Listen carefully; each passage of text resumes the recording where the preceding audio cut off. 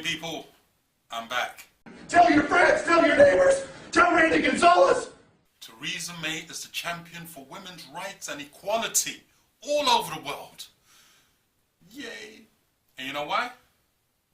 Because she met the Saudi royals. And she didn't wear a headscarf. Say it ain't so. It's true. Look. Quick. Someone call the Pope so we can put her on the waiting list for those who need to become saints. Wait a minute. She's not Catholic. Okay, if Anglicans have a waiting list for sainthood, then put her on that, because she's a champion of equality. Now, is it just me, or does this praise seem a little bit ridiculous? Seriously, this headline is absolutely ridiculous. Look, Foreign Office guidelines aren't really for elites and, important people. They live life according to their own rules. So while Theresa May is getting praise from the likes of the Telegraph and some other people on social media, squawkbox.org is keeping it real. April Fool's was barely a week ago, and this government is taking all its citizens for exactly that. Fools. So, Sean McDonnell, MP, Shadow Chancellor, issued a press release just a few days ago letting everyone know that as of April the 1st, 2017, there will be massive cuts worth billions and billions to,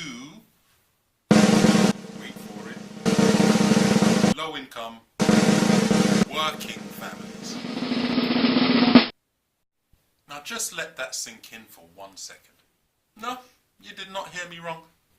So, in essence, if you are a corporation, you will get a share, just in the next year alone, of £2.5 billion.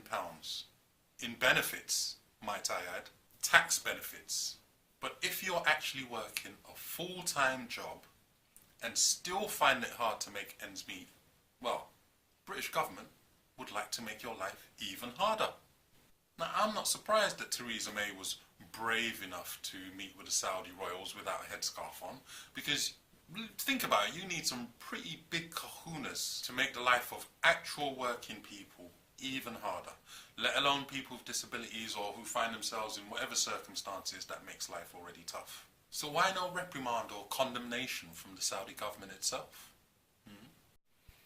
Apart from the fact that Theresa May is not the first lady of power to have broken such traditions, the UK and Saudi Arabia have a long-standing business partnership which is not likely to be troubled by such breaks in protocol.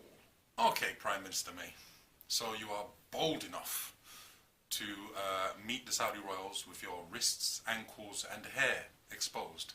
But are you bold enough to make a public condemnation of their totalitarian regime? Let's have a listen. On Saudi Arabia, isn't it just the reality that you are not going to raise with King Salman the issue of jailed dissidents, the issue of the use by the Saudis of cluster bombs made in Britain against Yemen?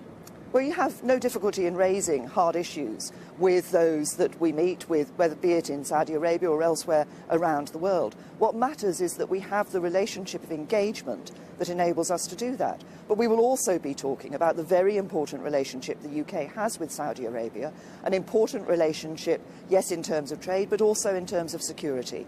Our cooperation, and the Saudis' cooperation with us, has helped to save lives in the UK. Yeah, thought not.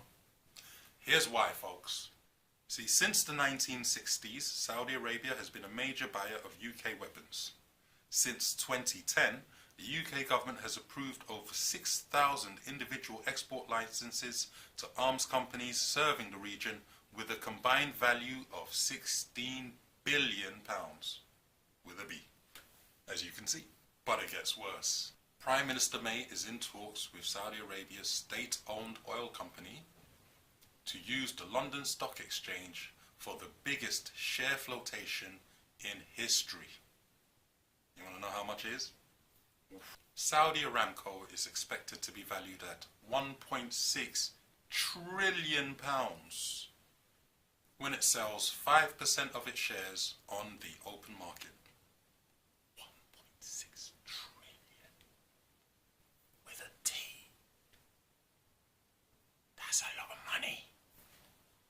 For a hot country, they're really looking to make it rain.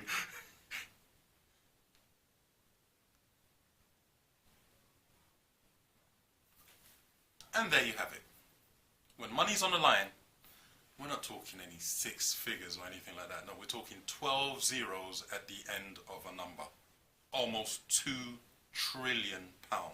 When that kind of money is on the line, even a strict, brutal, draconian, oppressive regime, they are more than happy to overlook a woman exposing her wrists when she shakes their hand. Let me know your thoughts by commenting below. How much would it cost you to disregard your values that you pretend you hold so dear? About 100,000. You know, I'm not asking for much. I'm just saying, 100,000, that's like pennies compared to almost 2 trillion. You know what I mean? 1.6 trillion.